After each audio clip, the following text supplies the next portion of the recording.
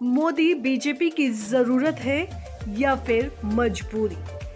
प्रधानमंत्री नरेंद्र मोदी 75 साल होने की लाइन पर खड़े हैं और उसके बाद से लगातार कयास लगाए जा रहे हैं कि पीएम मोदी का उत्तराधिकारी कौन होगा। वैसे तो कई नाम चर्चाओं में रहे, लेकिन बीजेपी सांसद निशिकांत दुबे ने सभी चर्चाओं पर विराम लगा दिया, जिसके बाद से सवाल उठ रहा है, आखिर मोदी बीजेपी की जरूरत है या फिर मजबूरी?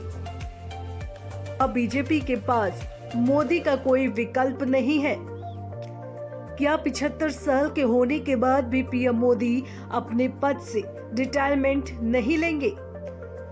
क्या साल 2029 में भी बीजेपी मोदी के चेहरे पर ही चुनाव लड़ेगी?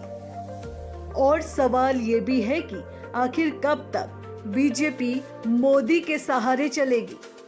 बीजेपी नेता और झारखंड के गोड्डा लोकसभा क्षेत्र से सांसद निशिकांत दुबे ने वैसे तो एक समाचार एजेंसी को दिए इंटरव्यू में कई मुद्दों पर अपनी बात रखी, लेकिन पीएम मोदी पर दिया गया बयान लगातार सुर्खियां बटोर रहा है। निशिकांत दुबे से जब दिल्ली में अभी जगह खाली नहीं पर सवाल पूछा गया तो जवाब में निशिकांत दुबे ने कहा कि मुझे तो अभी भी 15-20 साल तक मोदी जी ही नजर आ रहे हैं। अगर मोदी जी हमारे नेता नहीं हैं तो भारतीय जनता पार्टी 150 सीट पर भी नहीं जीतेगी। साल 2029 चुनाव भी बीजेपी की मजबूरी है कि मोदी जी के नेतृत्व में लड़ना पड़ेगा। जब निशिकांत दुबे से पूछा गया कि आरएसएस प्रमुख मोहन भागवत कहते हैं कि 75 साल पर रिटायर होना चाहिए, इस पर बीजेपी सांसद निशिकांत दुबे ने कहा कि आज मोदी जी को आवश्यकता नहीं है, आज बीजेपी को आवश्यकता है।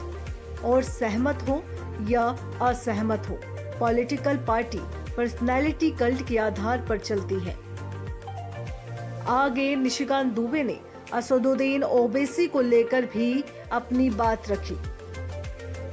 पार्लियामेंट में अगर मेरे कुछ बड़े करीबी मित्र हैं, पारिवारिक मित्र हैं, तो उसमें असदुद्दीन ओवैसी भी एक है और आज से नहीं सालों से है। वहीं बीजेपी सांसद ने बांग्लादेश को लेकर पूर्व कांग्रेस सरकार को घेरा।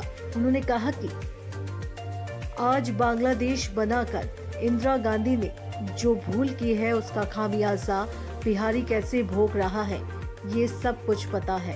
अगर हमें बांग्लादेश बनाना ही था तो हिंदू बांग्लादेश अलग बनाना चाहिए था और मुस्लिम बांग्लादेश अलग बनाना चाहिए था।